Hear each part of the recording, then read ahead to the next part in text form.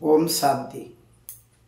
एक सुंदर कथा श्रवण करिबा। एकदा जने ऋषि अरण्य रे तपस्या करुथिले।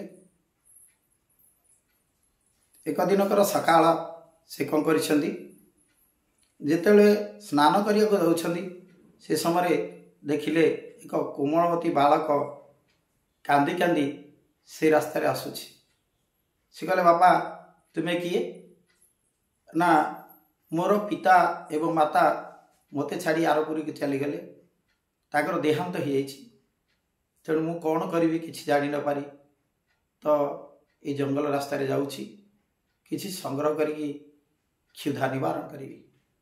ऋषि कहले, जाओ नाही बालक, मो सांगरे आस, मु तुमको खाद्य देवी। ताको सांगरे नहीं आइछंती। आ पिलाटीर नाम रखिछंती रामदास। रामदास शशिकला सम आश्रम बढ़ी चलला। जेतेबेले युवक हैला, ऋषि कहले, हे रामदास, वर्तमान वार्धक्य अवस्था उपगत, मुझे हिमालयर पाददेश तपआसन करी सिद्धलाभ करने चेष्टा करुछि। तेणु मु तुमको वर्तमान ए आश्रम दायित्व देकी जाउछि। तुम्हें ये आश्रम रही परोपकार करिवो, समाजर हित दृष्टि कार्य करिवो, ए आश्रम नाम रखिवो, मोर नाम को रोशन करिवो। रामदास हाँ भरिछि, किंतु साधु कहिसेंती तुमको तीनिटा कथा मानिया पड़िवो। तो रामदास पचारछंती, कौन से तीनोटी कथा गुरुदेव? से कहिसेंती, प्रथम कथा हला नारी, द्वितीय कथा हला कांचन, आउ तृतीय कथा हला जस। तेणु कामिनी कांचन जस पछरे केबे गोड़ेबनी, ताहाले तुमर साधना भ्रष्ट हब। एति कही से हिमालय अभिमुखे यात्रा करिसेंती।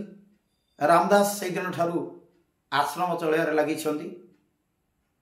बड़ सुंदर भाव से लोकमानकर सेवा करी तो अनेकर श्रद्धाभाजन होइछंती। चारिआडे ताकर ख्याति प्रचार और प्रसार होइछि। ए समय गोटे सुंदरी तरुणी ताकर दृष्टि पड़ी से बाबाजी रामदास उपरे। से भाविला, एते सुंदर चेहरा, एते सुंदर दीप्तिमंत पुरुष को जदि मु स्वामी रूप में पाती मो जीवन धन्य हो जाता। किंतु से तो जने साधु, भाविला मुझे केमिति संतुष्ट करिक निज आड़ को टाणी। तेणु से कौन करिछि, प्रत्येक दिन प्रभात आसी आश्रम अगणा ओली दिए। आश्रम विभिन्न जगार फूल तोली आनी रखिदिए। ठाकुर फूलमाला गुंथिकी तो ठाकुर आस्थान पर रखिदे सी चली जाए। जिते रामदास उठती देखती चारिआड परिष्कार परिच्छन्न होती, केड़े सुंदर फूलमाला गुंथिकी थुआ किए ये सब करुछि, किए ये सब करुछि। तेणु से खोजी खोजी जानी पारि नांती। ए भितरे थरे रामदासंकर रोग होइछि। से रोगग्रस्त होई से शज्या रे पड़ी रहिछंती। तेणु से रमणटी भाविछि, ये होछि मो पई मौका, एही मौका रे मो तांकु संतुष्ट करिवि आ निश्चित निजर करि नेबि। तेणु से आश्रम मध्य प्रवेश करिछि एवं कहिछि, हे ऋषिवर, मु ही आपणकर सेही प्रिय शिष्या, मु आपणकर सेवा ही करुथिली। तेणु सी सबुदिने तांको शरीर जत्न नहीं एवं तांको सुस्थ कर देइछंती। आउ कहिछंती, हे पुरुष प्रवर, तो जदि मु आज नथांदी ताहले तुम तो मृत्यु मुखरे पड़ी था। तेणु मु आउ किछि चाहुनी, केवल पाखे रही आपणकर सेवा करी, एई अनुमति प्रदान करंतु। तेणु से ताको शिष्या भाव ग्रहण कर रही एवं पाखरे रखिछंती। किछि दिन बीतिया परे धीरे धीरे धीरे तो रामदास कामिनीर शिकार होइछंती। कामिनीर कामनार शिकार होई से तांको सहित शारीरिक मिलन करी एक पुत्र संतान जात करिछंती। किंतु तांकर मने पड़ी जाइछि, से गुरुदेव कहिदिले कामिनी पछरे पड़िबनी।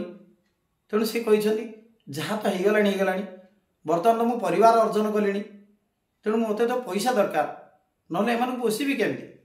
तेणु एक कथा भावी से स्त्री को कहते आम पाखे तो अभाव है तेणु मुझे जाऊँगी किसी रोजगार करी धन संचय करी आसी पहुँची। यह भावी से धीरे धीरे वन पथरे गमन कर घंच अरण्य मध्य जाउथिया बेले हठात एक डकायत दल पुलिस शिकार होती। तेणु से पुलिस कबल रक्षा पाइबापी जो चोरी जिनिस पुटुली को फोपाड़ी दे द्रुत गति अश्व नहीं धावमान कर समय रे रामदास से जगह पहुँचती देखी गोटे पुटुली पड़ी रही। से कहले अरे पुटुली ये जंगल भितर देखिए आ भितर कौन अच्छी। जिते पुटुली खोली आखि झलसी जाइए ता भितर अनेक स्वर्ण मुद्रा सहित अनेक स्वर्ण अलंकार रही। तेणु कहले ये बोधे भगवान दया बोधे मोर परिवार को बचापी बोते भगवान या प्रदान कर पुटुली को नहीं चलले भाविले या बणिया दुकान रे बिकी मु परिवार पोषण करी। किछि बाट जाइछंदी से डकाय दल देखिले आ पुलिस पछे गोड़ौ ना। तेणु से भाविले अरे जो पुटुली आम पकईकी देचे चल सेटा को लेकिन आसवा।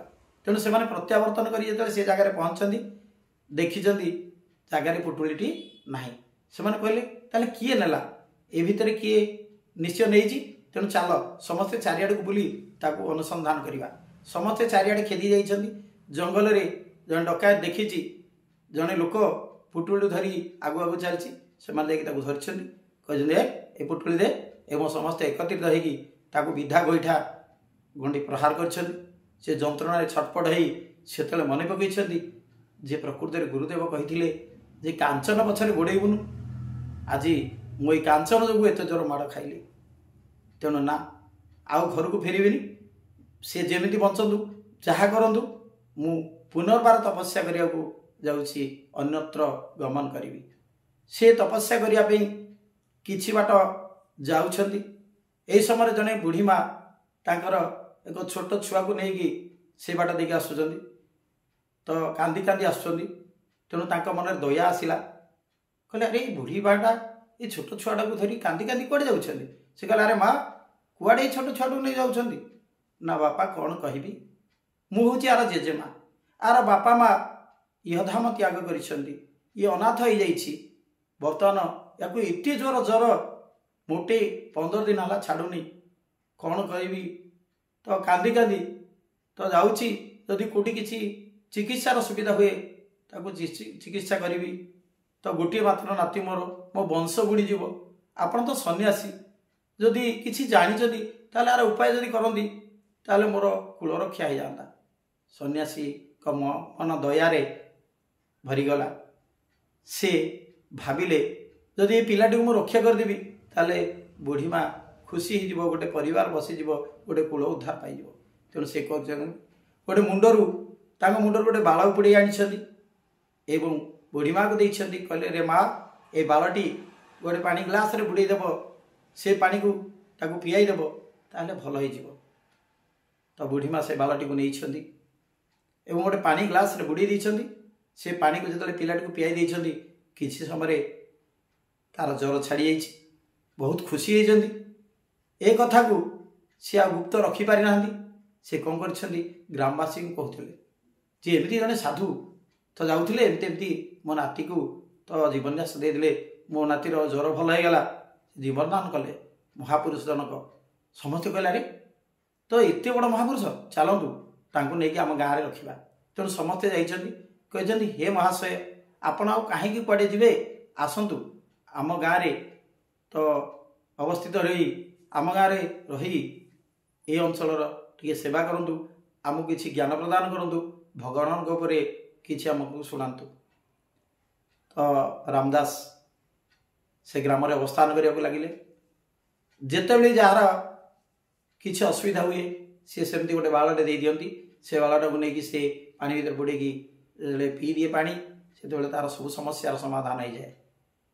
तो किछि दिन पर लोक मैंने चिंता कले अरे साधु बाबा आज अच्छा बाल अच्छी बोली दौरान जिते बार्धक्य वयस आसो ताले सी कह मुझे बाल दे पारिनी ताले से आम अवस्था कौन हम तापर ये आज अच्छा काली जदि लुचि कुआडे चलीजे तेणु चल ତା ପୂର୍ବରୁ ତାଙ୍କ ବାଳଗୁଡ଼ାକୁ ସଂଗ୍ରହ କରି ରଖିଦେଇଥିବା। ତେଣୁ ସେ କ'ଣ କରିଛନ୍ତି, ହଠାତ୍ ସମସ୍ତେ ଆସିକି ବାବାଜୀଙ୍କୁ ଆକ୍ରମଣ କରିଛନ୍ତି। ତାଙ୍କ ମୁଣ୍ଡରୁ ଯିଏ ଯେତେ ପାରିବେ ବାଳ ସବୁ ଉପୁଡ଼େଇକି ନେଇଯାଇଛନ୍ତି। ବାବାଜୀ ରକ୍ତାକ୍ତ ହୋଇ ପଡ଼ିଛନ୍ତି। ସେତେବେଳେ ସେ ଗୁରୁଦେବଙ୍କ କଥା ଚିନ୍ତା କରୁଛନ୍ତି। ପ୍ରକୃତିରେ ଗୁରୁଦେବ ଯେଉଁ କହୁଥିଲେ ଯଶ ପଛରେ ଗୋଡ଼େଇବୁନୁ, ମୁଁ ଆଜି ମୋର ପ୍ରଶଂସା ଶୁଣିବା ପାଇଁ, ନିଜର ପ୍ରଶଂସା ଶୁଣିବା ପାଇଁ ମୁଁ କ'ଣ କଲି, ତ ସାଧନାରୁ ସିଦ୍ଧି ଲାଭ କରିଥିବା ଗୋଟେ ଜିନିଷ ମାତ୍ର ଗୋଟେ ବାଳ ଦେଇକି ଅନେକ ଲୋକଙ୍କର ତ ଉପକାର କରିଥିଲି ବୋଲି, ତ ଯଶ ପଛରେ ଗୋଡ଼େଇଥିଲି ପ୍ରଶଂସା ପାଏ ବୋଲି ଆଜି ରକ୍ତାକ୍ତ ଅବସ୍ଥାରେ ପଡ଼ି ରହିଛି। ତେଣୁ ସେ କାନ୍ଦି କାନ୍ଦି ଗୁରୁଙ୍କୁ ପ୍ରାର୍ଥନା କରିଛନ୍ତି, ହେ ଗୁରୁଦେବ ତ ମୋତେ ରକ୍ଷା କର। ଏ ସମୟରେ ଗୁରୁଦେବ ପ୍ରକଟ ହେଇଛନ୍ତି, କହୁଛନ୍ତି ରାମଦାସ ଏଣିକି ଆଉ ଏଇ ଭୁଲ କରିବୁନୁ। ଏ ସଂସାରରେ କେବେ ହେଲେ କାମିନୀ କାଞ୍ଚନ ଯଶ ପଛରେ ଗୋଡ଼େଇବୁନୁ। ଯଦି ଗୋଡ଼େଇବୁ ତାହେଲେ ଏଇଭଳି ଅବସ୍ଥା ହେବ। ତେଣୁ ଆକୁ ଛାଡ଼। ଧନ ଭାଇ, ଧନ କୋଉଠି ନ ଧ, ତାକୁ ଧରନି। ଯଦି ଧରିବ ନିଶ୍ଚିତ ମରିବ। ଯଶ ପଛରେ ଗୋଡ଼େଇଲେ ନିଶ୍ଚିତ ହଇରାଣ ହେବ। ସେଇଭଳି କାମିନୀ ତ ମୋହିନୀ ଶକ୍ତି ଯାହା ପଛରେ ଗୋଡ଼େଇଲେ ଆପଣଙ୍କ ଜୀବନ ଧ୍ୱଂସ ହେଇଯିବ। ତେଣୁ ଆମେ ବେଳହୁଁ ସାବଧାନ ହେବା, ତାହେଲେ କେବେ ଫସିଯିବାନି। ଓମ୍ ଶାନ୍ତି।